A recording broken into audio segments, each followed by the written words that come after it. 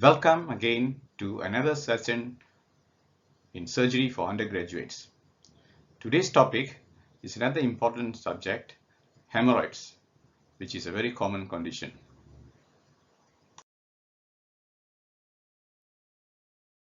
Hemorrhoids. Hemorrhoids are swollen veins in the lower anus and rectum. They're also known as piles. And what are these piles? The blood vessels inside the anal canal and the lower rectum become engorged with straining and constipation. Eventually, they bleed and drop out. Okay, this is the anal canal and the lower rectum.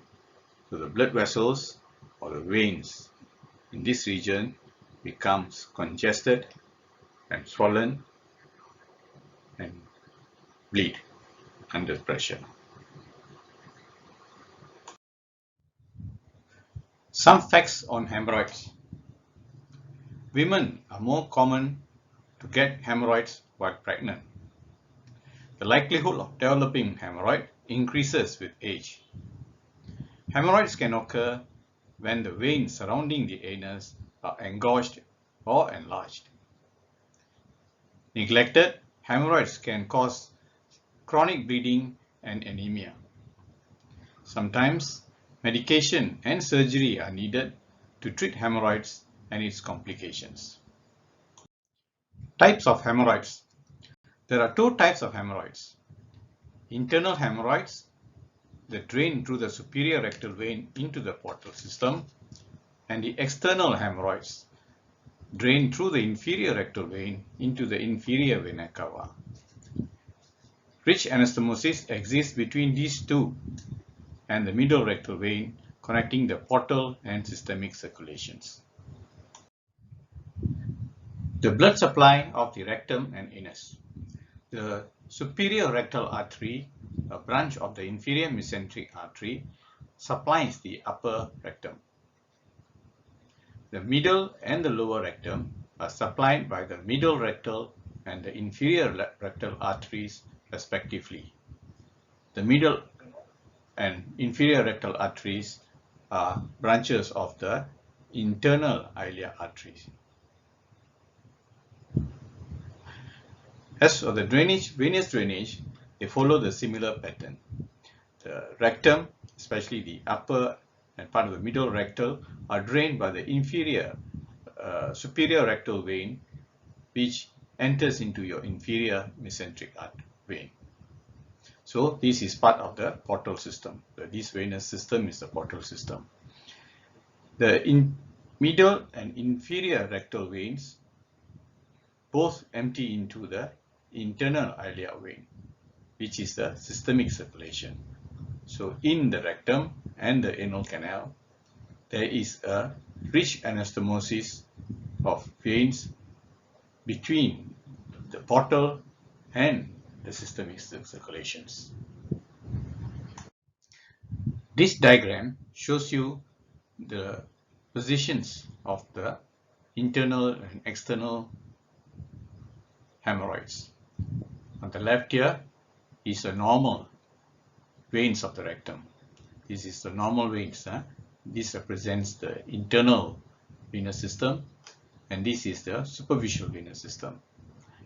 Okay, the internal or the deeper venous system gives rise to the internal hemorrhoids, whereas swelling and engorgement of the superficial veins here give rise to external hemorrhoids.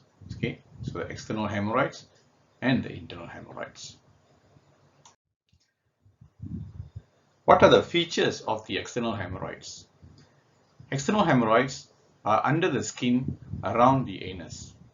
Signs and symptoms may include itching or irritation in the anal region, pain or discomfort in the region, swelling around the anus, and bleeding.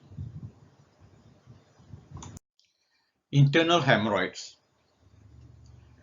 Internal hemorrhoids lie inside the rectum, and therefore you cannot see or feel them, and they rarely cause discomfort or problems.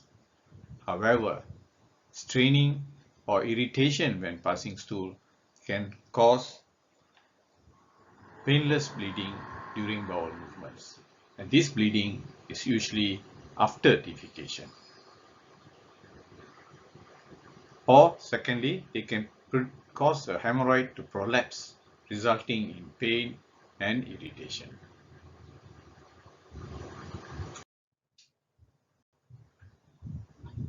The third type is a complication of the hemorrhoids, which is called thrombosed hemorrhoids.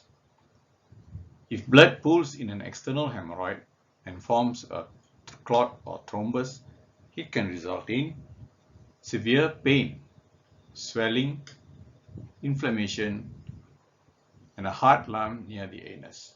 What are the causes and predisposing factors for hemorrhoids?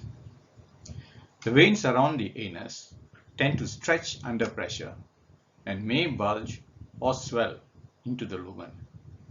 Hemorrhoids can develop from increased pressure in the lower rectum due to straining during bowel movements, such as in severe constipation, sitting for long periods of time on the toilet, having chronic diarrhea or constipation, being obese, or being pregnant.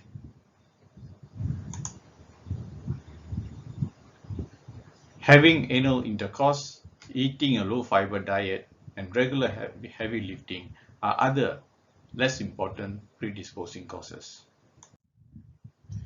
Okay, these are the clinical features of hemorrhoids. Painless rectal bleeding. I emphasize here the word painless. Okay, rectal bleeding is classically painless unless complicated. Feeling of fullness or discomfort in the rectum, sensation of needing to defecate or tenesmus, pain in the rectum, anal pain, and itching feeling near the anus. Okay, how are internal hemorrhoids graded? First is grade 1 or stage 1. There's no prolapse, just prominent blood vessels which bleed on straining, on defecation. This is stage 1. Grade 2 or stage 2, the hemorrhoids prolapse upon bearing down, especially straining at stools, but spontaneously reduces after straining. This is stage 2. Stage 3, the prolapse upon bearing down requires manual reduction. Okay, this hemorrhoid that prolapses has to be pushed back manually so that it is reduced. And grade 4 or stage 4 is when the prolapse is not inability to be manually reduced. So the prolapse remain permanently prolapsed and irreducible. This is stage 4. Okay, these are the gross appearance of a prolapsed hemorrhoid as seen on the right side here. Okay, to describe the appearance of the hemorrhoid or the location of the hemorrhoid, we divide the anus into the positions of a clock, face of a clock. This is the 11 o'clock position, is the right anterior, 3 o'clock position, left anterior, and 7 o'clock position, the right posterior. Okay, these are the primary sites for hemorrhoid formation. Hemorrhoids that develop in between these primary sites are known as secondary hemorrhoids. In surgery, it's very important to ligate all the primary hemorrhoids to prevent recurrence. Complications of hemorrhoids. First, anemia. This is a major complication of hemorrhoid, which can be due to chronic bleed or acute massive bleeding from the hemorrhoids. Second, Prolapse, strangulated hemorrhoid. When the hemorrhoid is prolapsed, the blood supply is compromised, and as such it can become strangulated, which can cause severe extreme pain in the patient. Thrombosed hemorrhoid is when the blood within the hemorrhoid vessels clot and form a thrombosed hemorrhoid. Although not dangerous, it can be extremely painful and sometimes needs to be lanced and drained to relieve the pain. Infection and sepsis can be either local infection leading to local abscess or portal pyemia and liver abscess, which are major and serious complications. Fortunately, these complications are rare. What are the ways you can prevent or reduce the incidence of developing hemorrhoids? The best way is to prevent the hemorrhoids is to keep your stools soft so that they will pass easily and thereby reduce the incidence of formation of hemorrhoids. These measures include eating a high fiber diet, drinking plenty of fluids, consider fiber supplements if necessary, to reduce strain during defecation, go as soon as possible as you feel the urge to toilet, regular exercise and a healthy lifestyle, and avoid long periods of sitting, especially on the toilet, as well as jobs that require long sitting, like long distance drivers. Treatment of hemorrhoids. This includes the non-surgical methods of conservative measures such as high fiber diet, use of stool softeners and Senacort.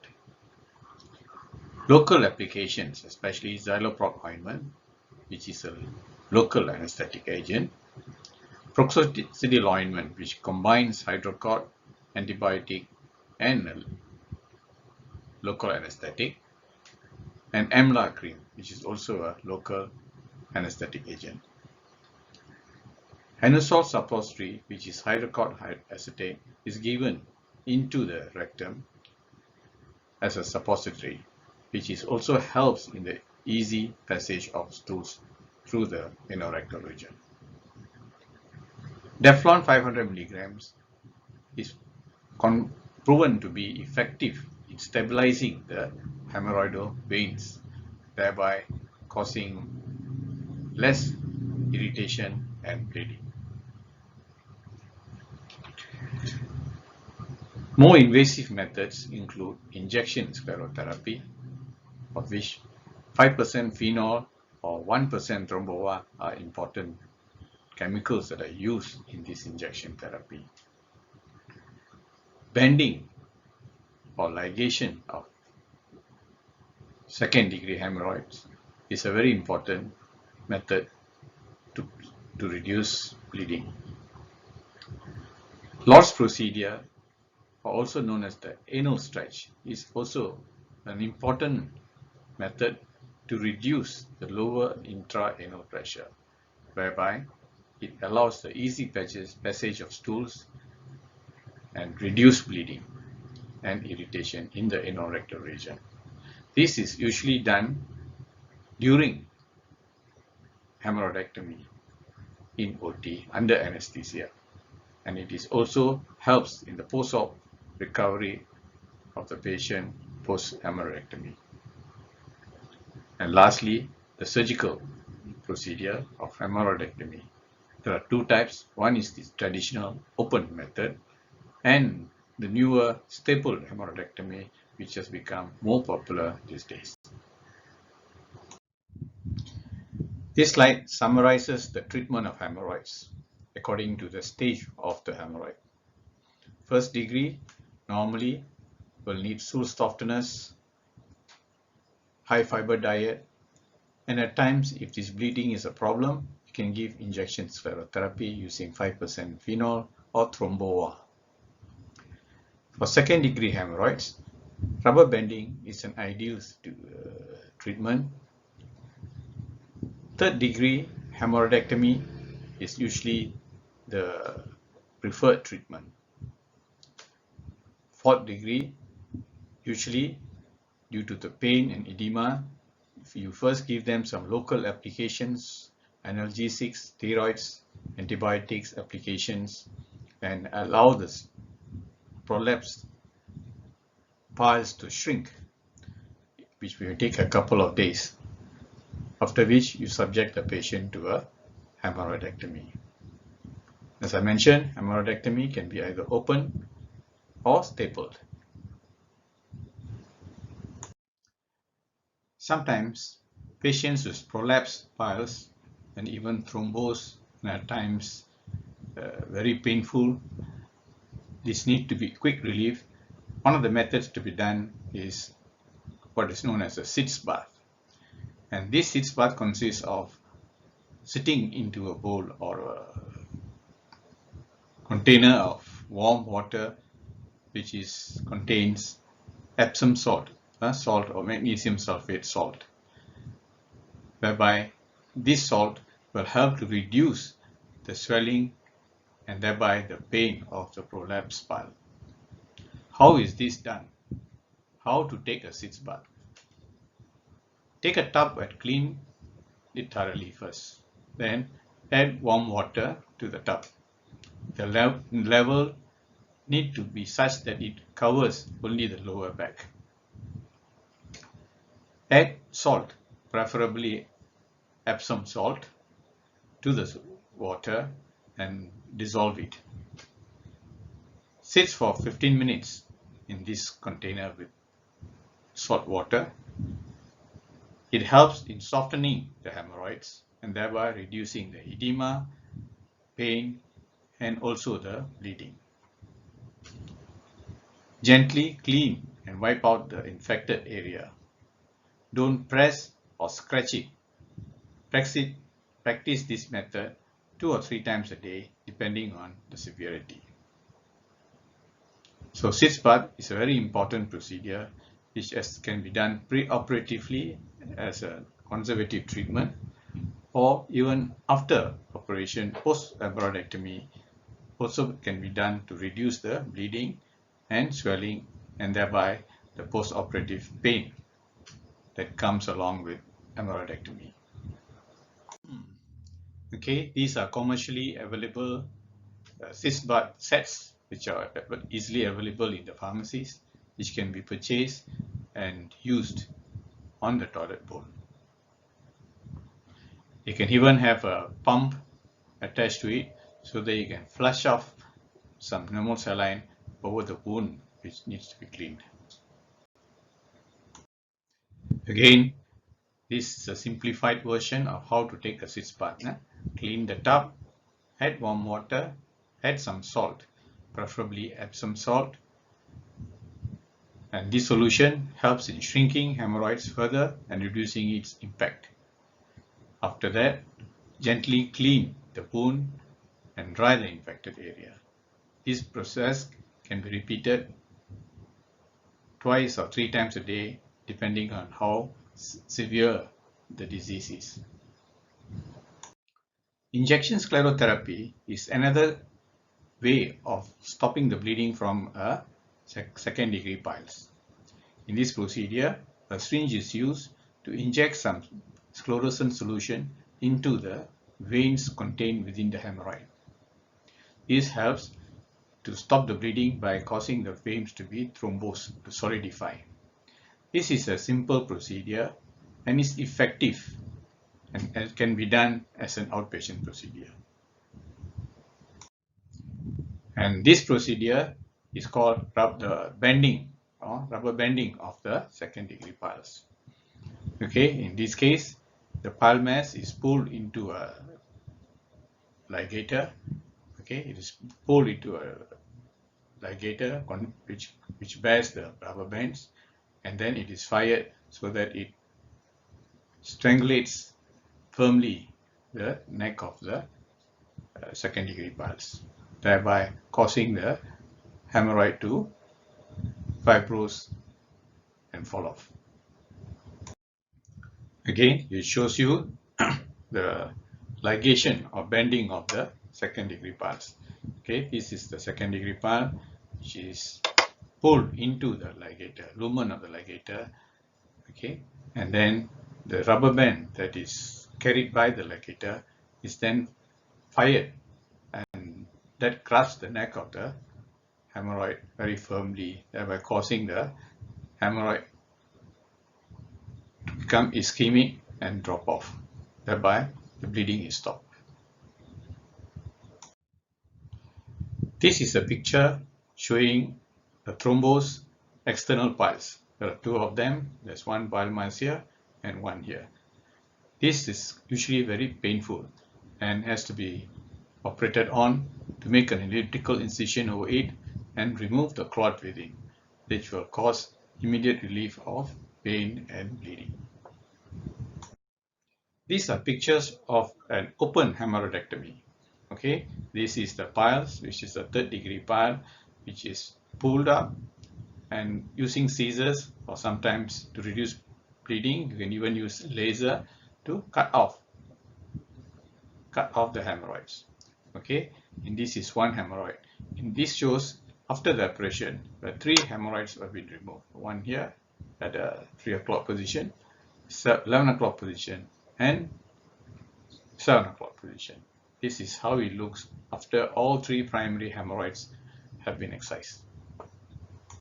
This is another close-up view of open hemorrhoidectomy. This is the pile mass, and here the incision is made, and then the base is ligated, the mass is excised. Okay, the excision can be done using knife, scissors, or nowadays laser to reduce bleeding. This diagram shows you how, in principle, the stapler hemorrhoidectomy is done. The stapler consists of 2 parts. One is the head or the anvil, which fits into the body of the stapler, okay, which carries the staples for firing later. A circular purse string is made at the base at the base of the internal piles, and these piles are pulled into the stapling instrument, and it is locked with the anvil.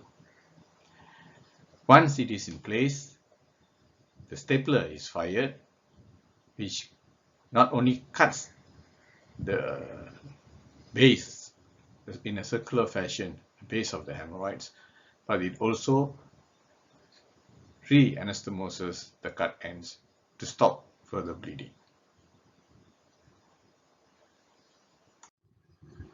The advantages of stapled hemorrhoidectomy over excision open hemorrhoidectomy. Faster recovery, less complications, especially pain, bleeding, and stricture. Early discharge and early back to work, and lower recurrence rate. Next, complications of hemorrhoidectomy. These are the 4 main complications which are commonly seen after hemorrhoidectomy. The first is pain, which can be very intense and severe in the immediate post-op period, which may need opiates and strong analgesics to relieve. At times, there is something known as chronic or delayed pain, okay, which occurs for weeks or sometimes even months, but over a period, the severity of the pain will subside. Next importantly, complication is bleeding. These too can be very severe in the immediate post-operative period, which may need for a surgical intervention again to check for the bleeder. Sometimes the bleeding can occur after a few days after the surgery. Acute urine retention, especially in older people, is a common complication which need to be attended to. In most of the time, these patients need to be catheterized post-operatively. Constipation and fecal impaction are another two common complications, especially in patients who are already preoperatively constipated. Less common are infection leading to abscess formation, anal stricture, and incontinence. I hope my short talk would have made you understand the topic of hemorrhoids better. Thank you for being with me, and see you again in another session.